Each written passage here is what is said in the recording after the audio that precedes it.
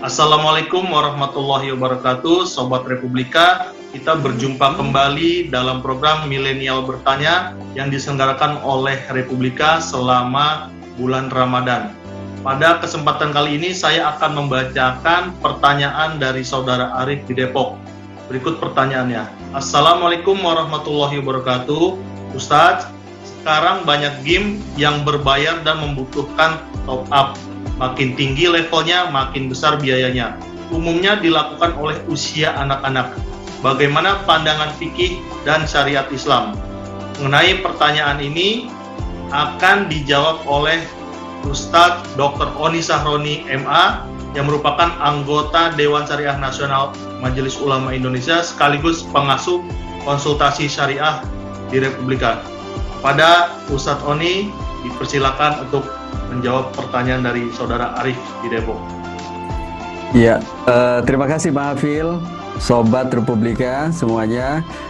Jika kita menelaah literatur fikih kontemporer dan klasik ya, maka bisa disimpulkan bahwa bermain game online seperti yang disampaikan dalam pertanyaan oleh Bang Hafil tadi, itu tidak boleh dilakukan dan tidak boleh dijadikan objek bisnis. Nah, karena apa? Karena dua hal. Coba kita bahas satu-satu. Yang pertama adalah karena pada umumnya lazim setiap orang yang bermain game online itu melalaikan. Kenapa melalaikan? Karena kecanduan.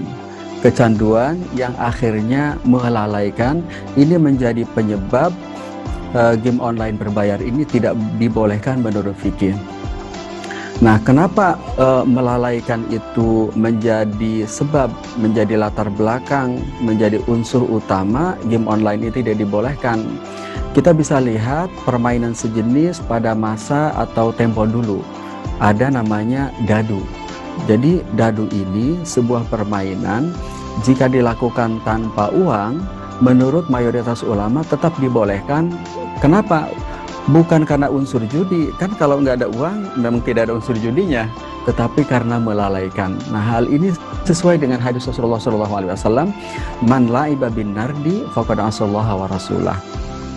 Nah, karena dadu tanpa uang diharamkan karena unsur melalaikan, maka potret ini bisa kita bawa ke game online berbayar, bahwa jika game online berbayar ini pada umumnya membuat orang yang bermain itu kecanduan dan akhirnya melalaikan akan kewajibannya, maka juga dilarang dalam Islam.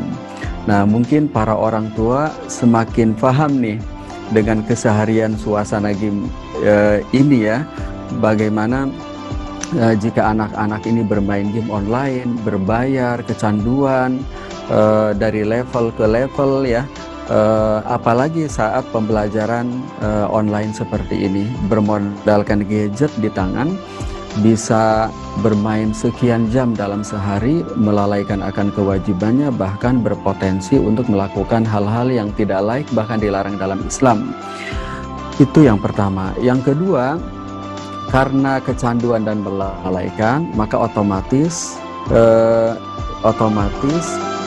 ini dalil yang kedua. Yang kedua adalah merugikan akhlak anak-anak. Jadi dengan kecanduan dan akhirnya melalaikan, itu berpotensi besar setiap orang yang bermain online, mungkin anak-anak atau dewasa, itu akan lalai akan kewajibannya. Misalnya seorang anak akhirnya tidak fokus akan belajar, atau bahkan tidak mengikuti ujian hanya gara-gara kecanduan game online berbayar ya. Atau mungkin seorang pegawai bisa tidak fokus tuh dengan pekerjaannya, atau tidak ihsan ya. Karena apa? Karena game online.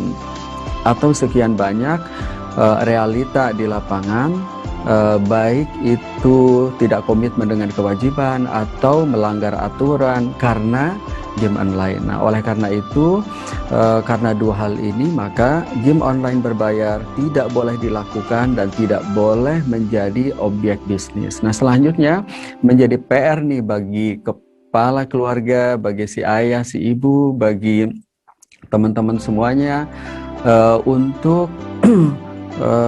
ini menjadi warning bagi kita semua, memainten ya kita semuanya agar tidak terjebak pada sesuatu yang membuat kita kecanduan dan akhirnya melalaikan, merugikan akhlak, karakter kita semuanya, seperti game online. Demikian Bang Hafil. Baik, terima kasih Ustaz Tony atas jawaban dari pertanyaan saudara Arif di Depok soal game online. Mudah-mudahan jawaban dari Ustaz Tony memberikan pencerahan bagi kita semua dan juga Sobat Republika yang menyaksikan dimanapun berada. Terima kasih Ustaz Tony dan juga Sobat Republika yang menyaksikan. Kita berjumpa kembali dalam tema dan pertanyaan berikutnya. Assalamualaikum warahmatullahi wabarakatuh. Waalaikumsalam warahmatullahi wabarakatuh.